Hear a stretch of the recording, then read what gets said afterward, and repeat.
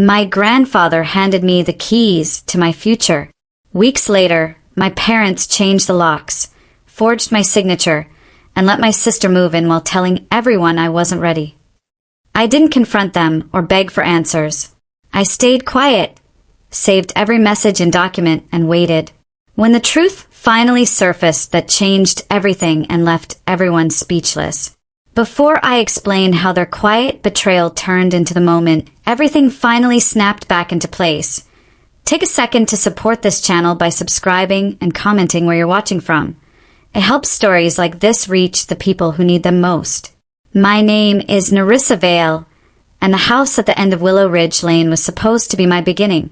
It was late October, the kind of gray afternoon where the sun gives up early and the cold creeps in before you're ready. I sat in my car a few houses down, engine off, hands resting on the steering wheel, watching lights flicker on inside the place that used to be mine. A pumpkin sat on the porch steps. I didn't put it there. The wooden porch swing moved slightly in the wind. That used to be my spot. A year earlier, I had imagined pulling into that driveway for the first time with boxes in the back seat and my whole life ahead of me. Not just a place to stay, a place to start. Something earned. Something real. My grandfather, Edris Vale, had given me the house at my graduation celebration. He pulled me aside in his backyard while everyone else was distracted by cake and speeches. He pressed a small envelope into my hand and said, "Every woman deserves a place to build her life. This one's yours." Inside were the keys and a note. "Your future starts here." I believed him. Now, sitting in my car a block away, I watched someone else living inside that future. My younger sister, Maribel, had taken over the house. At least, that's what her social media suggested. Home makeover videos, recipe reels filmed in the kitchen, motivational captions about fresh starts and claiming your space. All shot inside the walls I was supposed to call home. I squinted toward the living room window. There she was, adjusting a ring light, smiling at her phone like she'd always lived there. The memory hit hard. 1 week after graduation, I'd pulled into the driveway with boxes stacked behind me and hope buzzing in my chest. I walked up to the front door, slid the key into the lock, and it wouldn't turn. I tried again. Nothing. At first, I thought maybe Grandpa had accidentally given me the wrong set. I stepped back, confused, then called my mother. "Oh, sweetheart," she said, her voice soft and casual, like I'd asked about groceries. "We're just keeping the house safe for now. You're not quite ready to manage a property on your own." It wasn't what she said. It was how easily she said it. Like it was already decided. Like I'd never had a say. I didn't argue. I didn't cry. I slid the key into my coat pocket, walked back to my car, and drove away. But something in me changed that day. Because when people you love treat you like a liability, you learn very quickly to start keeping records. 3 days later, I texted the family group chat. "Did someone change the locks?" No one replied. For hours later, I tried again. The group no longer existed. They hadn't removed me. They'd renamed the chat and simply never added me back. That was the moment I understood how they operated. When they don't want to answer you, they don't argue. They just make sure you can't ask again. That night, I took a screenshot and saved it in a folder on my phone. I named it Proof. Start here. Months passed. I stayed quiet. I watched.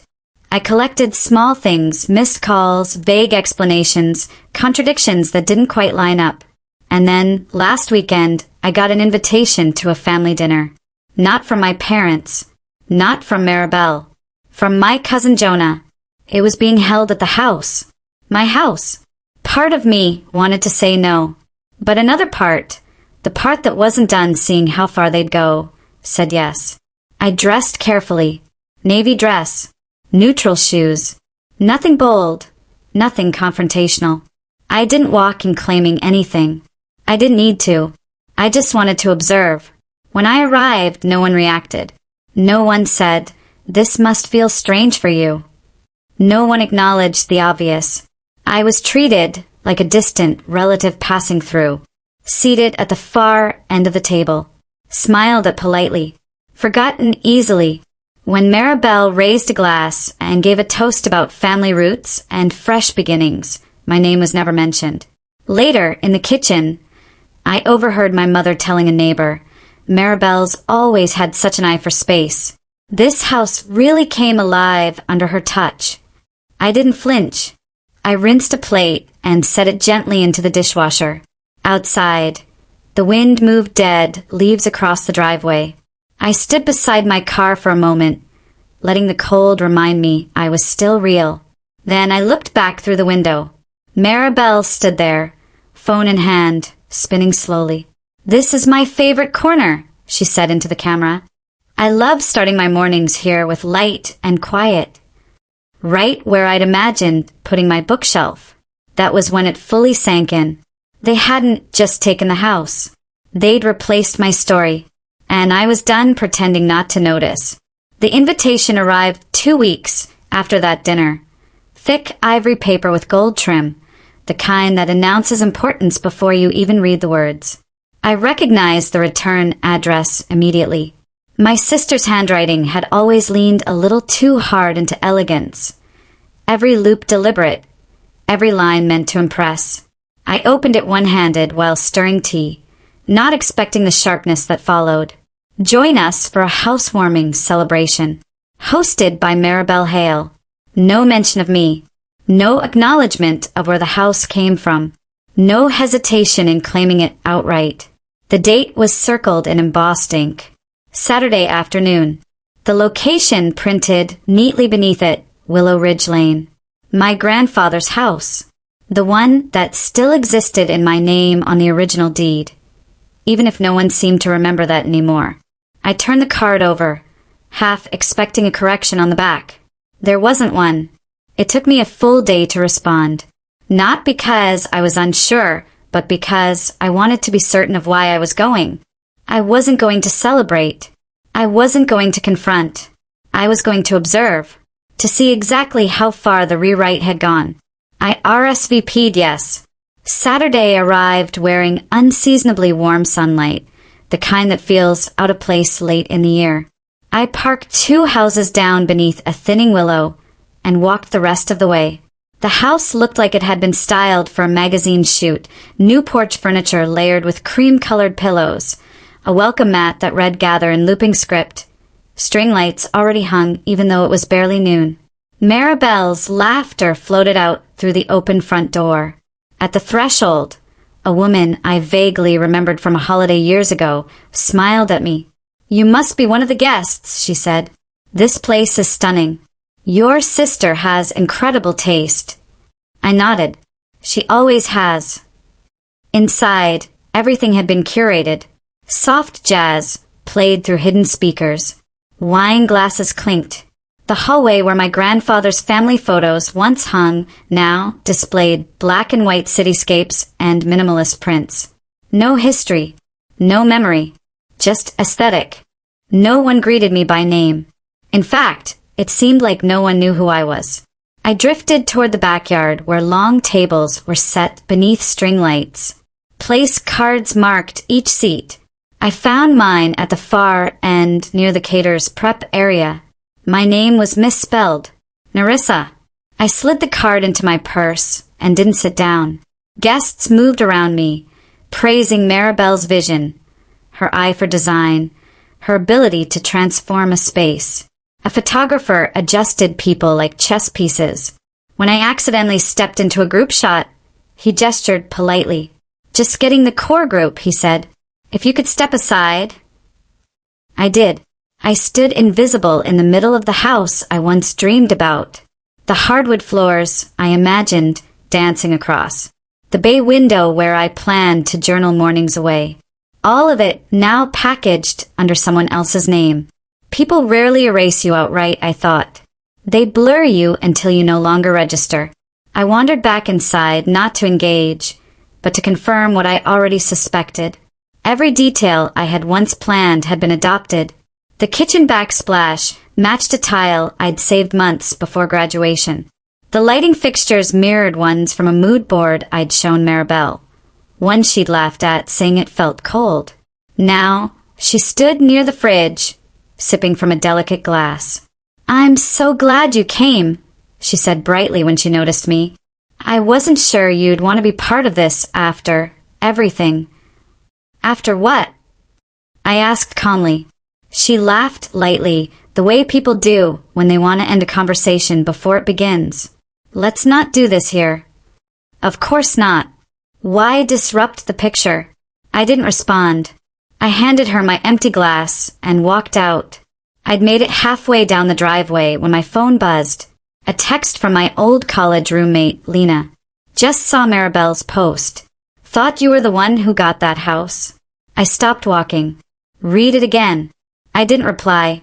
I just saved the post, because that was the moment I realized memory alone wouldn't survive this. Only proof would. 3 evenings later, I sat curled on my sofa, tea gone cold, scrolling through my phone. Maribel had posted a full video tour of the house. The caption read, "Turning this house into a home has been the most fulfilling challenge of my life. Grateful for the support that made it possible." The video opened with her familiar greeting, "Hi, friends," followed by a sweeping pan of the entryway. She narrated each room like a documentary about personal triumph. "I chose this wallpaper because I wanted the space to reflect my growth," she said, gesturing toward the sunroom I once planned to use as an art nook. "These shelves are filled with books that shaped me." I sat straighter. That lamp, that rug, I picked those out months before graduation. I'd even shown her the catalog. She dismissed it then. Now she called it emotional clarity. There was no mention of my grandfather. No mention of how the house came to her. Just vague phrases about opportunity and blessing. It wasn't just erasure. It was authorship theft. When the video ended, my hands were steady, but something colder had settled in my chest. I refreshed the page. A lifestyle blog had picked it up. Local creative transforms inherited property into personal sanctuary. They quoted my mother praising Maribel's vision. They called it her first home. No mention of me. No mention of my grandfather's gift. I printed the article and taped it to my bedroom wall. Beside it, I pinned the original deed. My name still clear across the bottom. Then I opened the old photo album from my closet. It still smelled faintly of cedar from my grandfather's study. There, between graduation cards and candid photos, was the moment his backyard. Folding chairs, me in a navy dress, his hand on my shoulder as he handed me the envelope. "Your future starts here." They hadn't just taken the house. They were trying to make that moment disappear. I closed the album and opened a new folder on my laptop. I named it The Real Story. Screenshots, messages, photos, voice memos, anything that still told the truth. I opened a blank document and typed one sentence. "If I don't tell this, someone else will." Then I saved it. I didn't need attention. I needed a record. 1 week later, my mother texted, "Brunch this Sunday. Just us. Let's reconnect." I stared at the message longer than I should have. Reconnect. That's what she called it when she wanted to soften the ground without admitting fault. Curiosity won. We met at a cafe tucked between a yoga studio and a plant shop. Maribel was already there, sunglasses on indoors, stirring a mimosa. My father sat across from her, eyes glued to his phone. Mom smiled. "You look rested, sweetheart. Doing better now." I nodded. No one ordered food. No one mentioned the house. Finally, my mother spoke. "I was telling someone how proud I am of you, Nerissa. You've come so far, even after almost ending up in a shelter." The table froze. I set my cup down carefully. "You say that like it's a joke." She laughed lightly. No, just perspective. Things worked out, didn't they? 3 months earlier, I'd asked her for a place to stay briefly after losing a contract. She'd suggested the women's shelter downtown. "You framed that as compassion," I said quietly, but it was dismissal. Maribel rolled her eyes. "You were fine. You always land on your feet." That's what they never understood. Surviving doesn't erase the fall. That night, I opened Instagram again. Lena had reposted Maribel's video. So proud of this queen, reclaiming space. I stared at it, then typed a message. Hey, just saw your post. Surprised, I guess. She never replied. That's when it clicked. They weren't ignoring the truth by accident.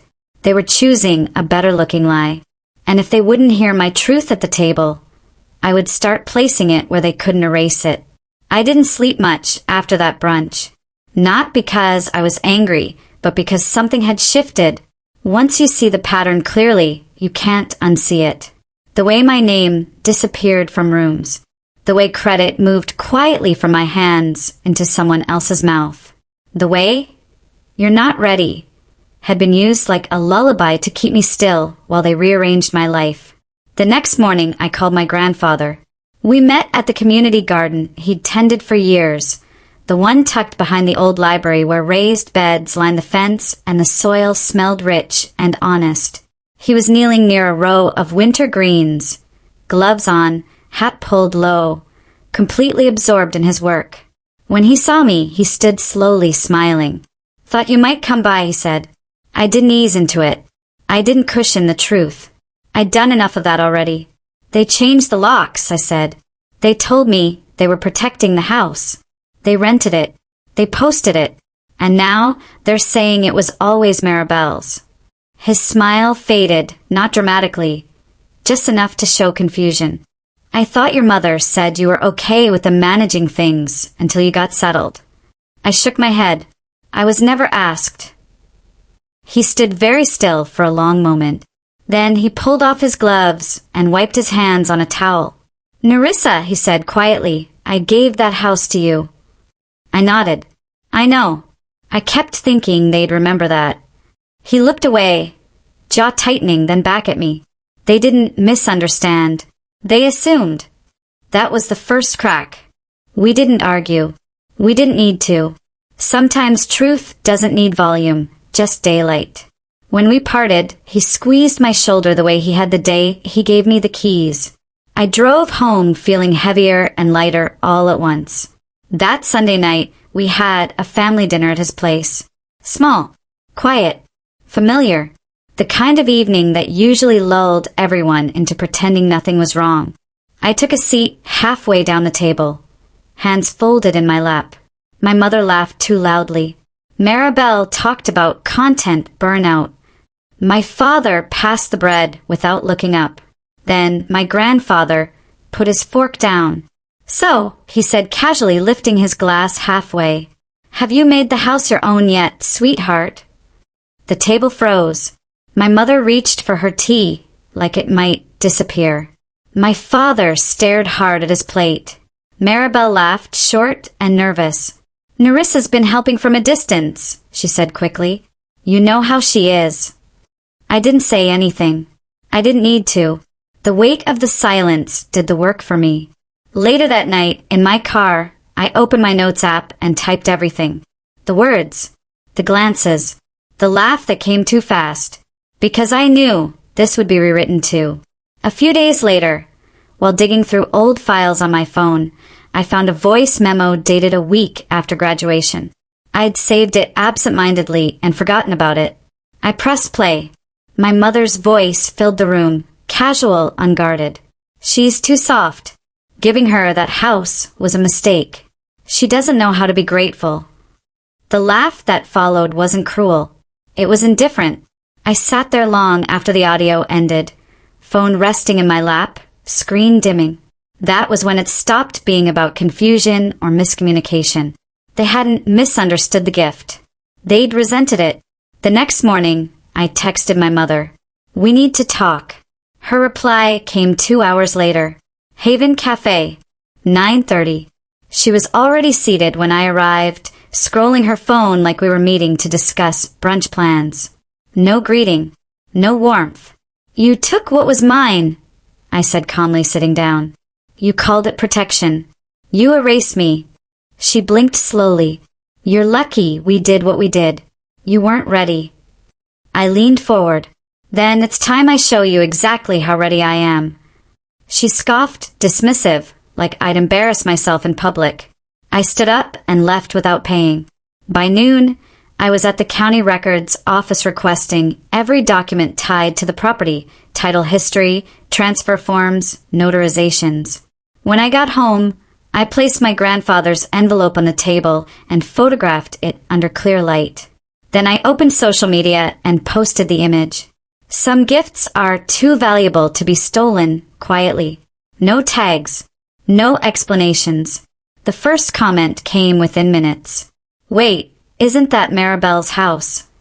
The second, I thought this was Narissa's place. I didn't reply. I didn't have to. That night, an email alert popped up while I was pouring coffee. New listings in your area. One photo stopped me cold. The house, my house, listed as a furnished weekend rental. Dozens of glowing reviews, praising my mother's taste, talking about how love lived there. I didn't cry. I logged into the public title portal. My name wasn't listed. The new owner, Maggie Hale. Method of transfer, voluntary. Notarized. I opened the PDF. On the signature line, my name, written in something that vaguely resembled my handwriting. But it wasn't mine. I checked the date. The week I was out of state for a conference. I still had the boarding pass. They didn't just push me out. They forged me out. I closed the laptop, grabbed my coat, and drove straight to the house. A cleaning van sat in the driveway. Inside, my mother directed two women fluffing pillows like this was normal. When she saw me, she didn't flinch. This is a business now, she said calmly. The graduation photo didn't match the decor. I walked out without a word. At home, I photographed the forged signature and posted it privately with one line. Whose signature is this? It stayed up 43 minutes before being flagged. That was all the confirmation I needed. They weren't just stealing. They were scared I could prove it. And I finally understood something important. Silence wasn't protecting me anymore. It was protecting them. The certified letter arrived the next morning, slid halfway through my mail slot like it was trying not to be noticed. Thick paper, heavy envelope, my mother's lawyer's name printed cleanly in the corner, as if legality itself could smooth over what they'd done. I didn't open it right away. I stood there in my hallway for a long moment, coat still on, keys in my hand, listening to the building settle around me. Then I carried it to the kitchen table, set it down carefully, and made coffee first. Not out of avoidance, out of control. I wasn't going to let urgency belong to them anymore. When I finally opened it, the language was exactly what I expected. Cease and desist. Defamation. Intent to harm business interests. Attached was a printed screenshot of my post. The one with the forged signature cropped tight, stripped of context, treated like a threat instead of a question. By noon, my phone rang. Work. HR asked if I'd been involved in ongoing family legal matters that could reflect poorly on the company. Their tone was neutral, practiced. They didn't accuse. They didn't defend me either. I was placed on temporary leave, pending clarification. I didn't argue. When people want you quiet, they don't yell. They apply pressure everywhere at once and wait for you to fold. That night, I microwaved soup I barely tasted and sat at my table staring at the wall. The apartment felt smaller than it ever had, not because of space, but because so much of my life had been pushed outside my control all at once. Then my phone buzzed. Unknown number. Drop it. You're not ready for what this will cost you. No name. No explanation. I didn't reply. I didn't delete it either. The next morning, my mailbox was open when I went downstairs. Inside was a folded page, another screenshot of my post, red circles drawn around my caption. No note. No signature. That was the moment fear finally left. Because when intimidation replaces conversation, it means the truth is dangerous. Later that week, I met Elias Mercer, an old college advisor who'd retired from legal consulting. We sat in a quiet cafe near campus, the kind of place where no one listened unless you invited them to. I laid everything out on the table, printed deeds, screenshots, photos, the audio file, the boarding pass proving I wasn't even in the state when the document claimed I'd signed it. He didn't interrupt. He didn't rush. When he finished reading, he leaned back and said calmly, "You don't just have a story. You have a case." I nodded once. Good. That night, I drafted a single-page summary. No emotion. No adjectives. Just dates, documents, inconsistencies, and evidence. I emailed it to my mother. Subject line: correct the record or I will. There was no reply that day. Or the next. On the fourth evening, my phone rang. My father. I let it ring twice before answering. "Nerissa," he said quietly, "why are you doing this to the family?" I looked out my window at the street below. People passing by who had no idea my life was being dismantled piece by piece. "No one ever asked what they were doing to me," I replied. He didn't answer. The following week, a handwritten envelope arrived. My grandfather's handwriting. He invited the entire family to his house for the annual holiday dinner. But for the first time, he made sure my invitation came directly to me. Not forwarded.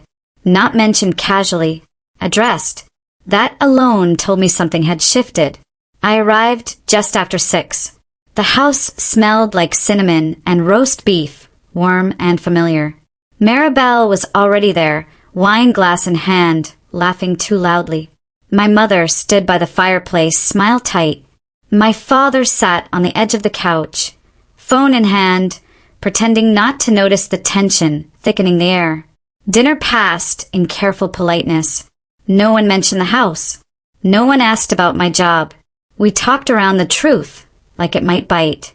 Then my grandfather set his fork down. "So," he said, looking directly at me, "how's the house treating you these days?" The room went still. Maribel dropped her napkin. My mother's face drained of color. My father stared at the table. I placed my hands flat on the wood. I think it's time everyone sees the truth. I connected my phone to the television. First, the audio played. My mother's voice, clear and unmistakable. "She's too soft." Giving her that house was a mistake. A fork clattered. Someone whispered. Next, the deed appeared on screen, the forged signature highlighted. Then the photo from my grandfather's backyard. Him smiling, his hand on my shoulder. Me holding the envelope. The caption beneath it, written in his own hand. Nerissa's house. June 5th. No one spoke. My grandfather stood slowly.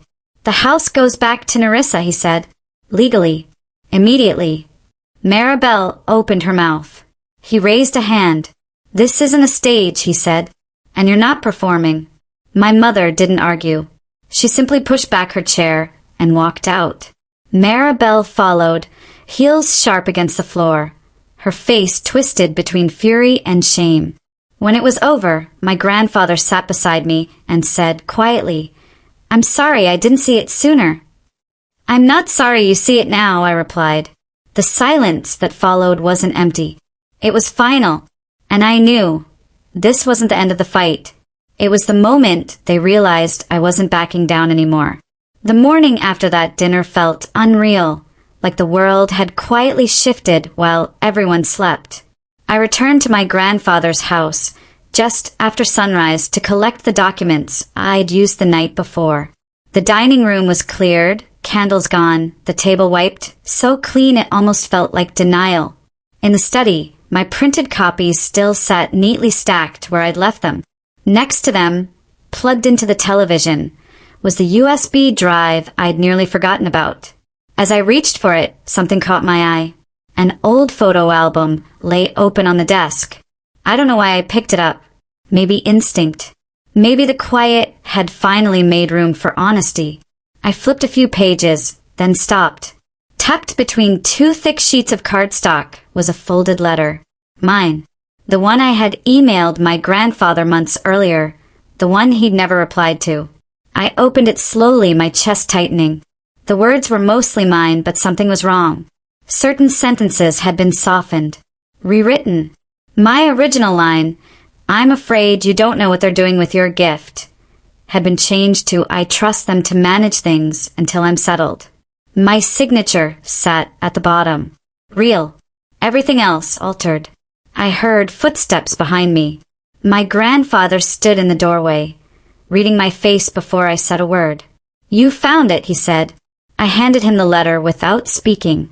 He unfolded it next to the copy I'd printed weeks earlier, compared them side by side. His mouth tightened, not in anger, but in something heavier.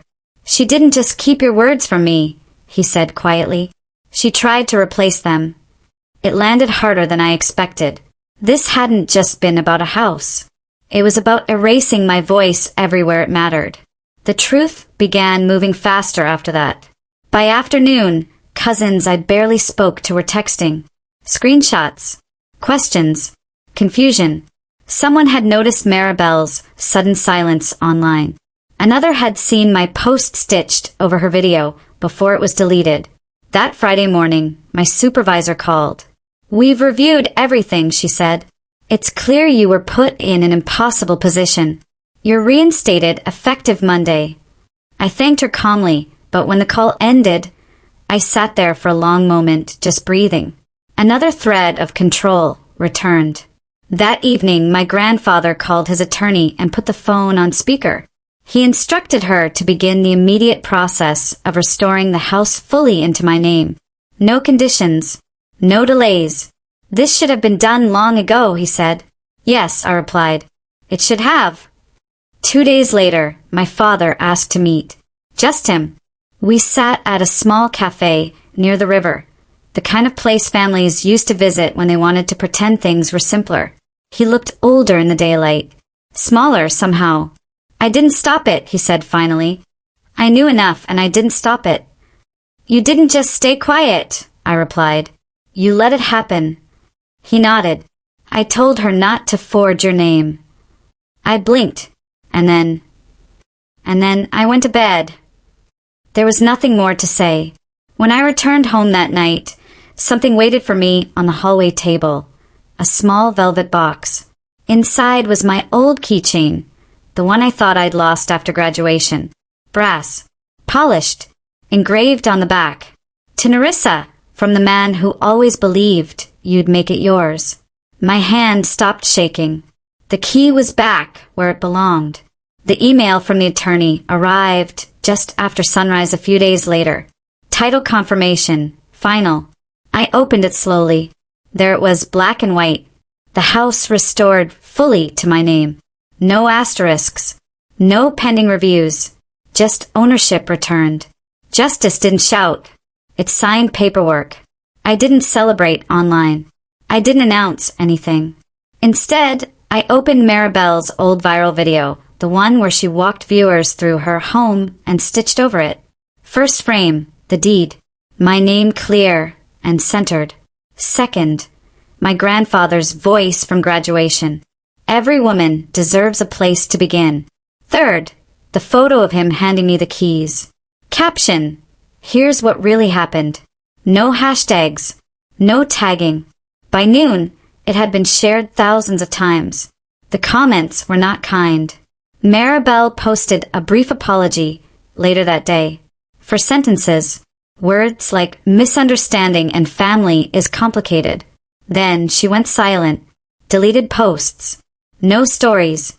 No content. I didn't feel victorious. I felt settled. Weeks passed. The house felt different when I walked through it now. Not triumphant, just honest. I didn't rush to decorate or reclaim every corner. I let it breathe. My mother resigned from her local leadership role quietly. Maribel took a break from content creation. My father didn't call again. One afternoon, while sitting on the porch, my grandfather raised his coffee mug and said to a neighbor, "I didn't raise a granddaughter to stay small so others could sleep easy." I didn't post that moment. I didn't need to. Later, alone, I opened the folder on my laptop labeled Truth. The screenshots, the audio files, the forged documents, and deleted it. I didn't need proof anymore. I needed peace. That night, I took out my old sketchbook for the first time since the locks were changed. The pages were yellowed, but my pencils were still sharp. I drew a simple plan, a small studio behind the house. Open beams, skylights, space to create without asking permission. 3 days later, A handwritten letter arrived from my grandfather. "I thought the house was the gift," he wrote. "I see now that believing in you was the greater one." I pinned it beside the sketch. 2 stories, one nearly erased, one finally being written. And for the first time since this began, I slept without fear of what might be taken next, because what mattered most had already been reclaimed. The house was mine again, and so was my name. The quiet, after everything settled, felt different from the silence I'd lived in before. This wasn't the kind that swallowed you whole or pressed against your chest until breathing felt like effort. This was a quiet that made room. I woke up the morning after the deed was finalized and didn't reach for my phone right away. That alone told me something had changed. No dread, no scanning for damage control, no bracing myself for the next accusation wrapped in concern.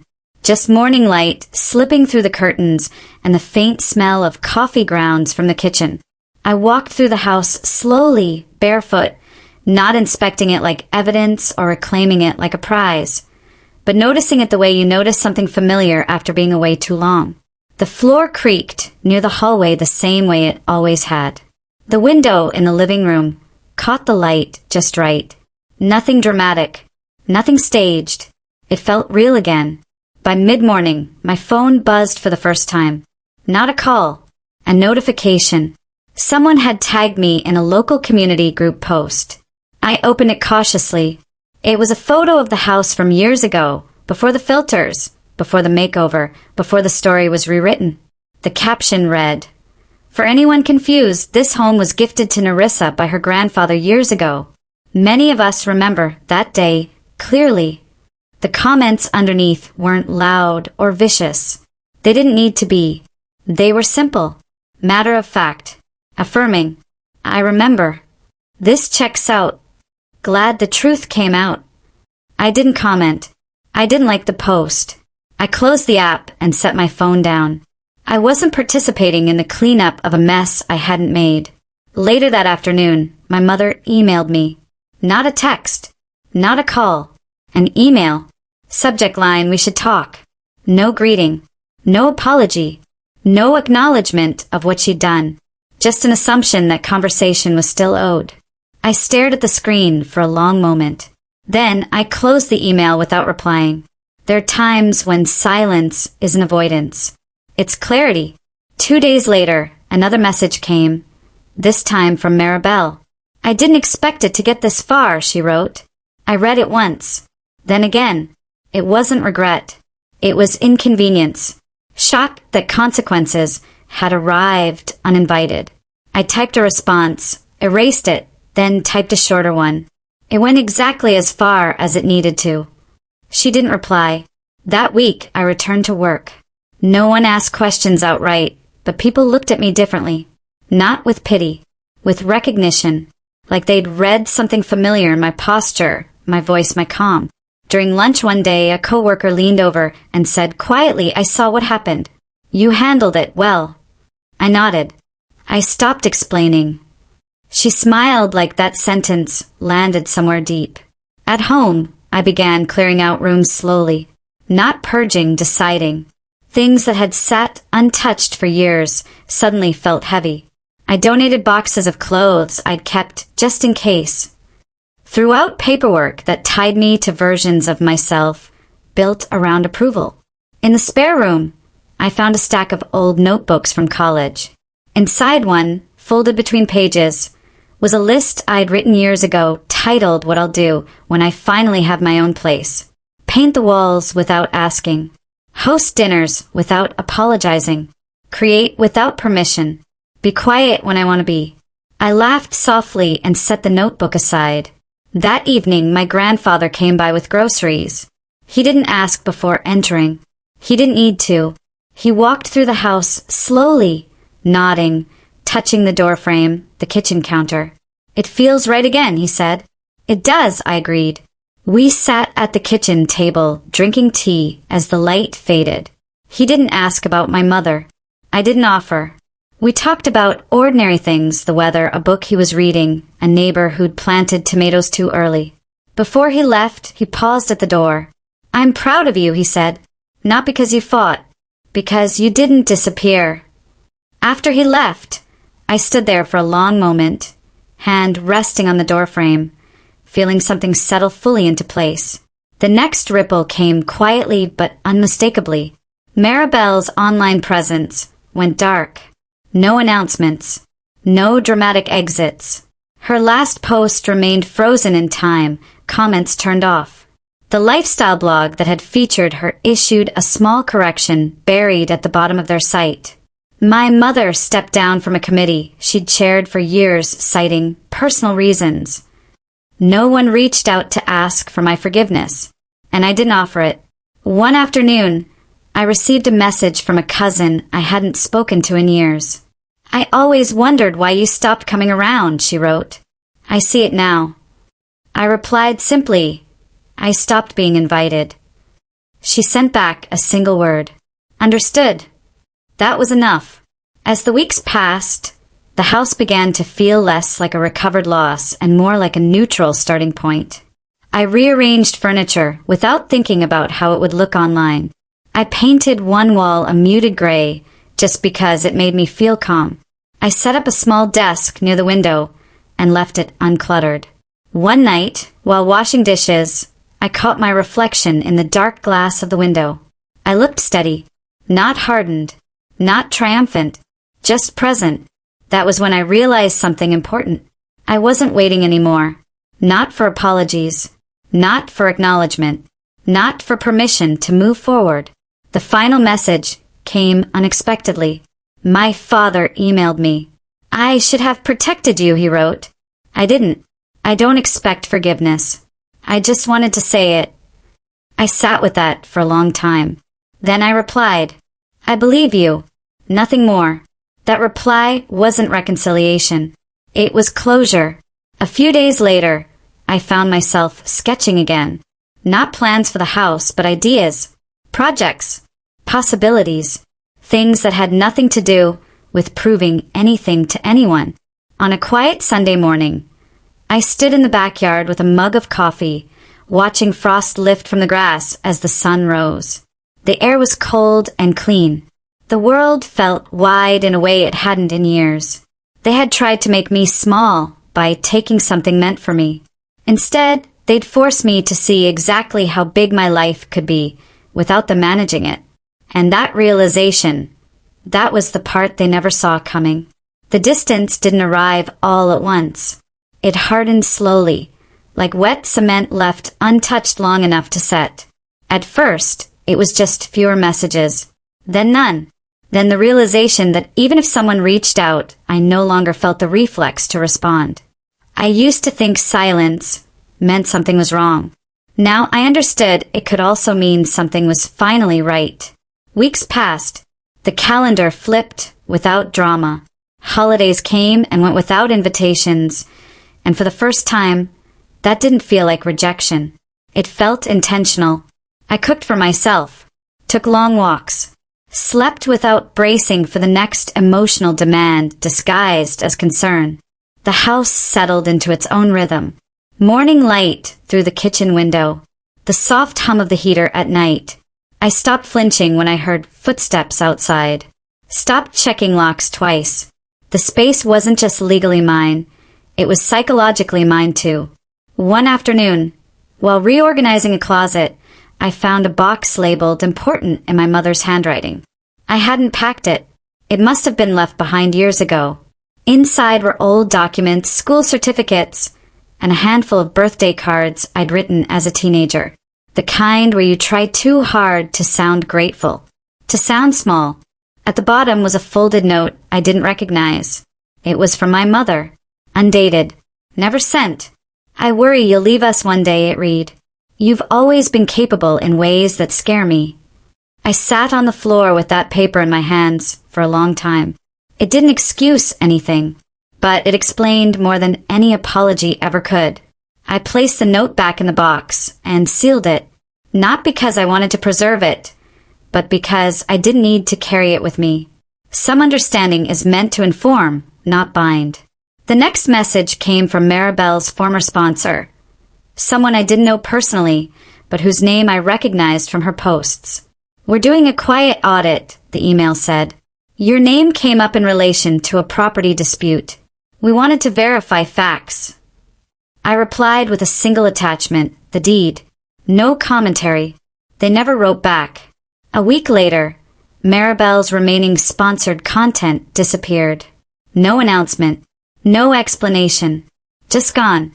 I didn't check her profile again after that. I didn't need updates on a life that no longer intersected with mine. What surprised me most wasn't how much fell apart without me. It was how little I missed holding it together. One evening, I hosted a small dinner. Nothing elaborate. Just a few friends, mismatched chairs, food served family style. No photos, no posts, no performance. At one point, someone raised a glass and said, "To Narissa, for building a life that doesn't require permission." I laughed, but something in my chest warmed and stayed there. After everyone left, I stood alone in the quiet kitchen and realized I hadn't thought about my mother or sister once all evening. Not with anger, not with longing, not even with vigilance. They had moved from presence to history. That shift didn't come with fireworks. It came with freedom. A few days later, I ran into an old family friend at the market. She hesitated when she saw me, then smiled cautiously. "Your mother talks about you," she said. "Says she doesn't recognize you anymore." I smiled back, gentle and steady. "That's probably because I stopped playing the role she needed." The woman nodded slowly. "That makes sense." And just like that, the conversation moved on. At home, I pulled out my sketchbook again. The studio idea had grown clearer, not as a reaction, not as proof of resilience, but as an expression of continuity, something that existed because I did. I began drawing plans more deliberately. Measurements, light angles, materials. It felt grounding, real, not aspirational. This wasn't about starting over. It was about continuing without interference. The final confirmation came unexpectedly. An envelope arrived with no return address. Inside was a copy of a legal filing withdrawing all remaining objections to the deed. No note, no explanation, no apology. I folded the paper once and slid it into a drawer. That chapter was closed. Later that night, lying in bed, I thought about the girl I'd been when my grandfather handed me the keys. Hopeful, trusting, certain that love and fairness were the same thing. I didn't resent her. I honored her by becoming someone who knew the difference. Family, I realized, isn't defined by proximity or obligation. It's defined by who respects your boundaries when you finally draw them, and who panics when you do. The panic had passed. What remained was choice. And for the first time, every option ahead of me felt like it belonged to me alone. I woke most mornings before the alarm, not because of anxiety, but because the silence felt safe enough to inhabit fully. I made tea and stood at the kitchen window, watching the street come alive with people who had no idea what it took for me to stand there unafraid. That anonymity felt like a gift. The first unexpected ripple came from work. I was called into a meeting with senior leadership. Not HR this time, not damage control, but strategy. They wanted me to lead a new internal initiative, something long-term, visible with real authority. I listened carefully, nodding, asking questions, and when they finished, I said something that surprised even me. "I'll do it, but not the way you've done it before." The room went quiet. "I'm not interested in fixing broken systems quietly," I continued. "I'm interested in building something functional, with clear boundaries and accountability. If that's what you want, I'm in." They agreed. Later, walking back to my desk, I realized I hadn't softened my tone once. I hadn't minimized myself. I hadn't preemptively apologized for taking up space. That change wasn't accidental, it was earned. That afternoon, an email arrived from an address I didn't recognize. The subject line read, "Regarding Willow Ridge Lane." I opened it slowly. It was from a short-term renter who had stayed at the house during the period my mother and sister listed it. They'd seen the recent online correction and wanted to apologize for unknowingly participating in something that caused harm. They attached a photo they'd taken during their stay, one I hadn't seen before. It was the backyard at sunset, the old tree glowing gold, the house warm and whole. I didn't reply. I saved the image, not as evidence, as closure. Another week passed, then another. The family silence held, until it didn't. The voicemail came late on a Wednesday night. My mother. I recognized her breathing before she spoke. "I don't know how to talk to you anymore," she said. "Everything I say feels wrong, and everything you don't say feels like punishment." I listened without interrupting. "I never meant to erase you," she continued. I thought you'd be okay. You always were." There it was. The confession disguised as justification. I didn't call her back that night. The next morning I wrote a response, not an email, not a text, but a letter. Handwritten. Clear. Calm. I didn't accuse. I didn't explain the past again. I wrote about consent, about ownership, about how being capable does not equal being available, about how love that requires self-erasure is not love, it's convenience. I didn't ask for understanding. I set conditions. At the end, I wrote one sentence. "If you want a relationship with me, it will be built slowly, honestly, and without rewriting my reality." I mailed it. No copy. No backup. What happened next surprised me. Nothing. No rebuttal. No counter-narrative. No defensive relatives sent to negotiate on her behalf. Silence again. But this time it felt different. It felt like processing. In the meantime, I began building the studio. Not all at once. Not impulsively. Piece by piece. I worked with a local contractor who didn't know my family, didn't care about the history, didn't ask questions beyond what mattered. "What do you want the space to feel like?" he asked. "Unmanaged," I replied. He smiled like he understood exactly what I meant. As the frame went up, neighbors stopped to chat. Some remembered me as a kid. Some remembered the graduation day, the keys, my grandfather's pride. No one questioned my presence now.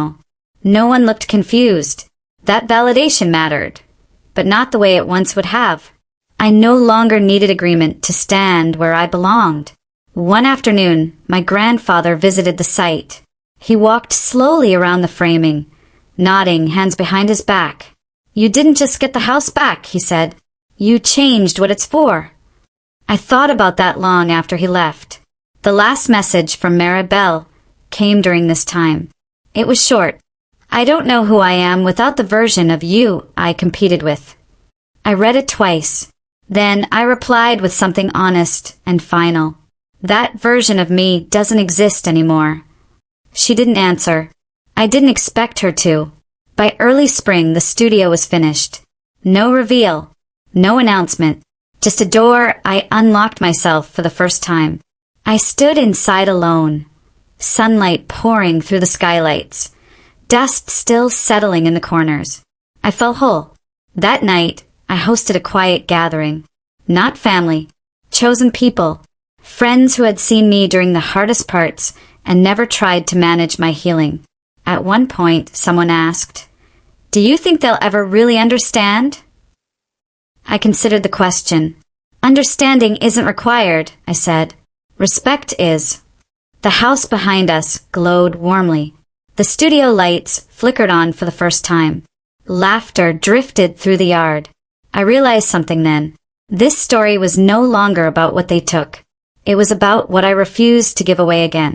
By the time spring settled fully into the neighborhood, the house no longer felt like a reclaimed loss. It felt like a starting line I'd already crossed. Mornings became predictable in the best way. Tea by the window.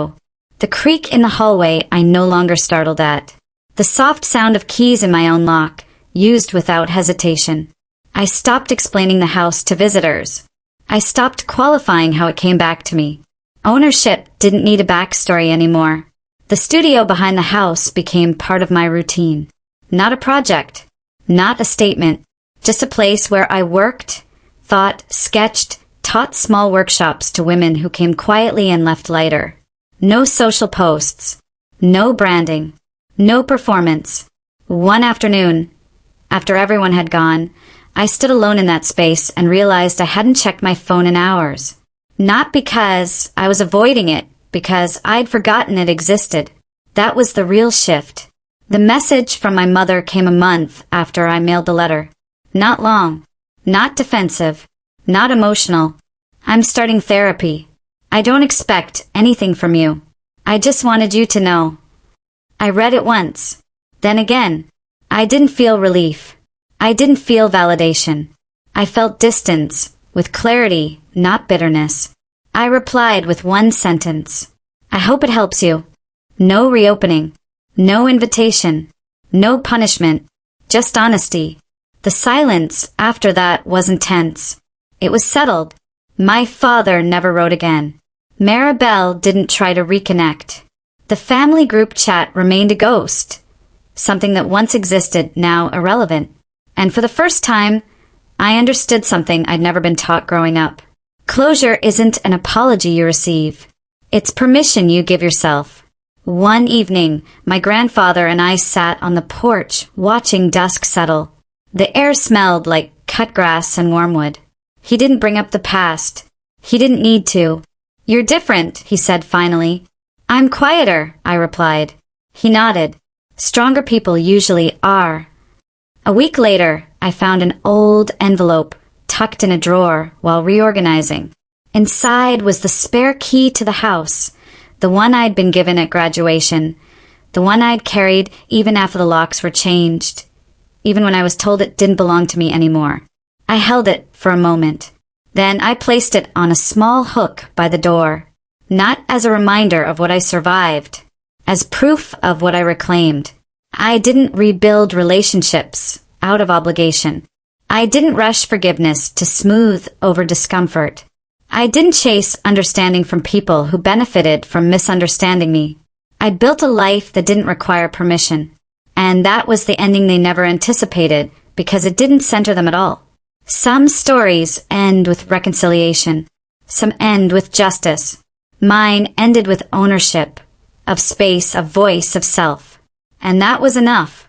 Before you go, if my story resonated with you, if you've ever been erased, minimized, or told you weren't ready for what was already yours, take a moment to subscribe to the channel and comment where you're watching from. Your support helps these stories reach people who are still waiting for permission they don't actually need.